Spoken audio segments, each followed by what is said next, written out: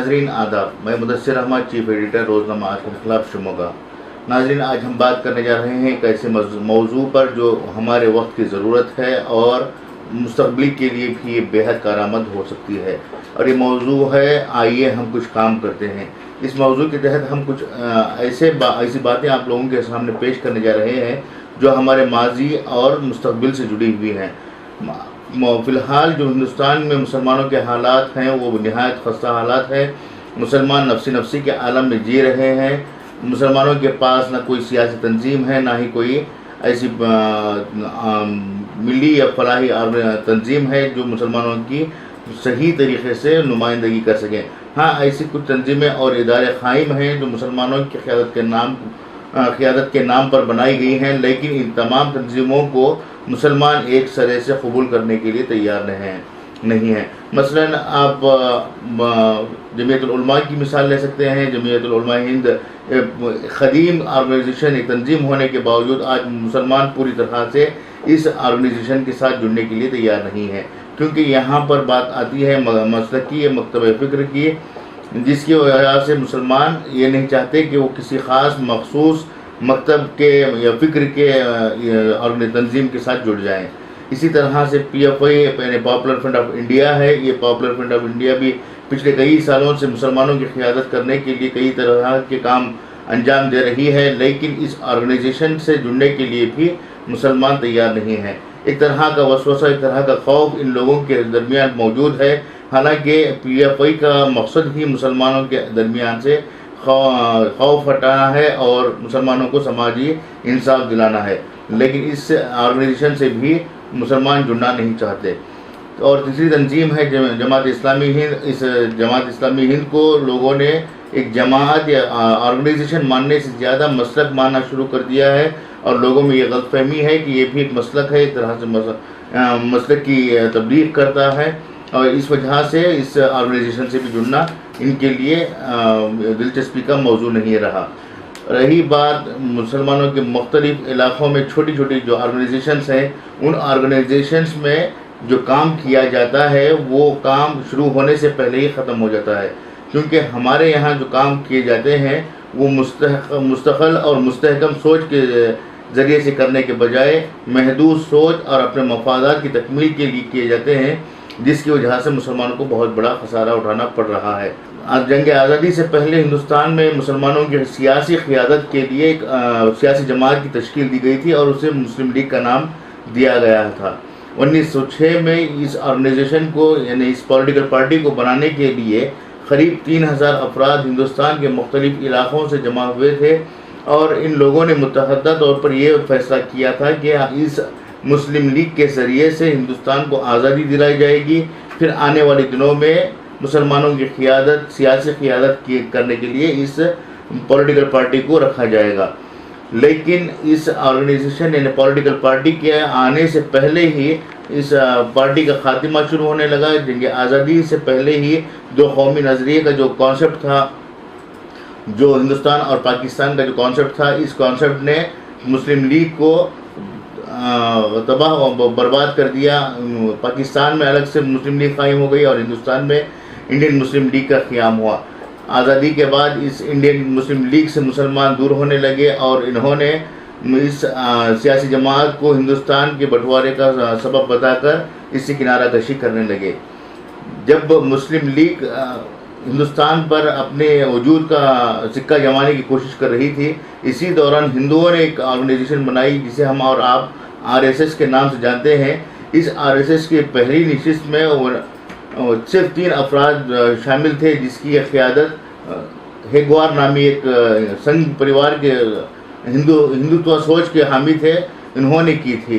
اس 3 افراد کی پہلی نشست کے بعد انہوں نے جو کام کیا مستقل طریقے سے ہندوستان میں اس کی اپنی شاخوں کو پھیلانے کے لیے، وہ آج آپ کے سامنے جیتا جاگتا ثبوت ہے۔ اور ہندوستان میں فی الحال ہندوستان کے ہر کونے میں سنگھ پریوار کی مختلف شاخیں ہیں، بھلے وہ سیاسی اعتبار سے ہوں یا مزدوروں کی قیادت کے لیے بنائی جانے والی تنظیمیں ہوں یا پھر عورتوں کی فلاح و بہبودی کے نام پر بنائی جانے والی تنظیمیں ہوں۔ ہر طرح سے संघ परिवार ने हिंदुस्तान पर कब्जा जमा लिया है और वो आहिस्ता आहिस्ता हिंदुस्तान के जमहूरी निज़ाम में खलल डालते हुए हिंदुत्व निज़ाम को राइज करने की कोशिश में लगा हुआ है। फिलहाल मौजूदा हुकूमत इसी कोशिश की पहली कड़ी है। आने वाले अय्याम में क्या हो सकता है ये हम अब आपको बता नहीं सकते। अलबत्ता मुसलमानों से हमदर्दी के नाम पर और एक सियासी जमात का क़याम हुआ और वो सियासी जमात है कांग्रेस। हालांकि कांग्रेस में शुरू से ही दबदबा ब्राह्मण जात से ताल्लुक़ रखने वाले लोगों का रहा है। जब हिंदुस्तान में मुसलमान 800 साल तक हुकूमत करते रहे और 800 साल की हुकूमत के दरमियान ब्राह्मणों को हुकूमत करने का मौका नहीं मिला, ना ही अपनी बात को आज़ादाना तौर पर रखते हुए वो अलग से रियासतें कायम करने के लिए अहल करार दिए गए। ऐसी सूरत में इन्होंने मुसलमानों को अपनी पार्टी में शामिल करने के लिए नए तरीक़े अपनाए, जिसमें उन्होंने बड़े पैमाने पर कामयाबी हासिल की। आज हिंदुस्तान की जो इंडियन नेशनल कांग्रेस है उसमें मुसलमानों की बड़ी तादाद शामिल है, लेकिन ये बड़ी तादाद आज भी महकूम है, इनके ऊपर ब्राह्मणों का ही राज है।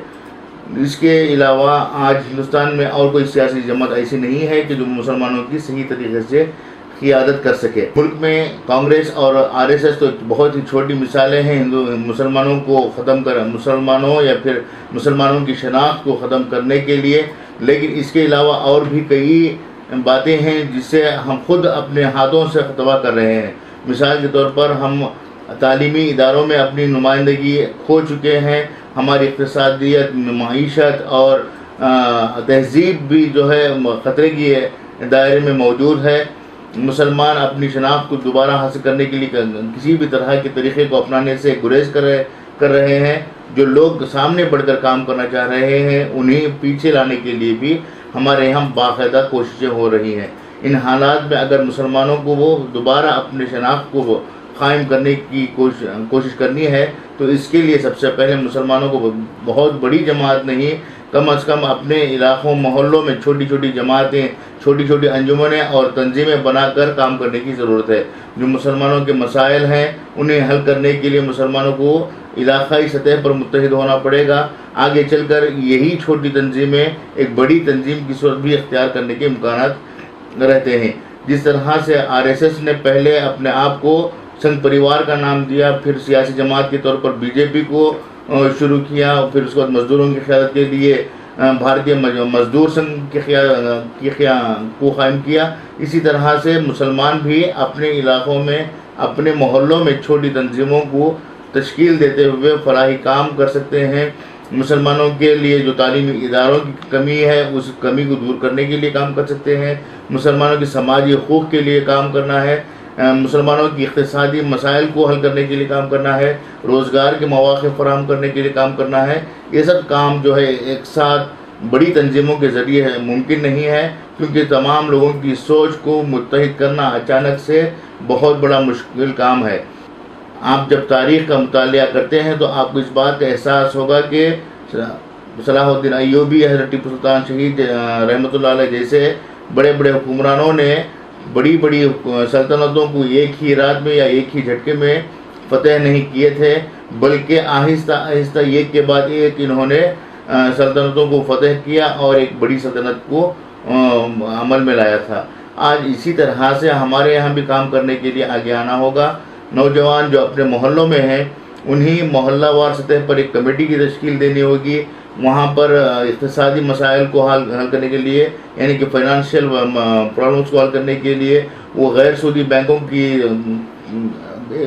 बैंकों को तश्कील दे सकते हैं। रोज़गार के मसाइल हल करने के लिए छोटे पैमाने पर इंडस्ट्रीज़ शुरू कर सकते हैं। इन तमाम कामों को अंजाम देने के लिए आज हमें आगे आना होगा। ये सबसे बड़ी और वक्त की सबसे बड़ी ज़रूरत है।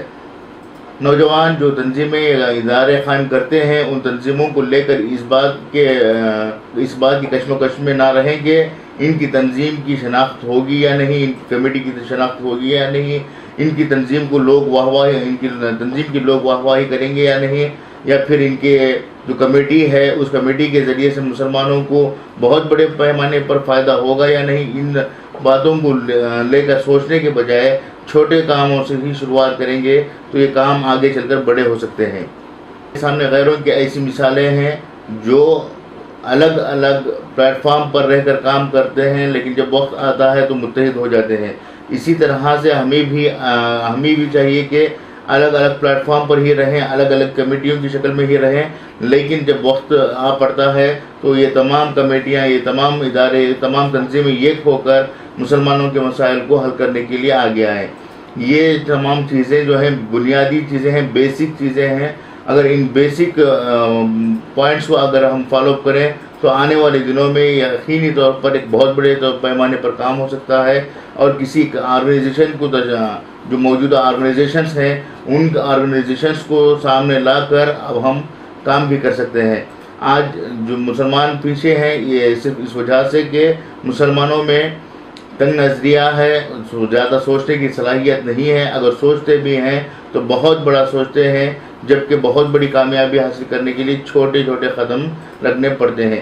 جب بڑے بڑے قدم رکھ کر چھلانگ لگانے لگیں گے تو اس چھلانگ لگانے کی وجہ سے ہم جلد ہی تھک بھی سکتے ہیں، گر بھی سکتے ہیں۔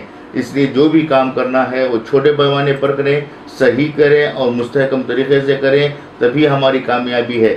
اور اخلاص کے ساتھ بھی کام کرنا ضروری ہے، ورنہ خدا کی مدد مسلمانوں تک نہیں پہنچ سکتی۔ جب تک انسانوں میں، جب تک ہم میں اخلاص ہوگا، اس وقت تک خدا کی مدد ملتی رہے گی، اور جب ہمارے درمیان سے اخلاص ختم ہو جائے گا تو ہم ذلیل و خوار ہوتے رہیں گے۔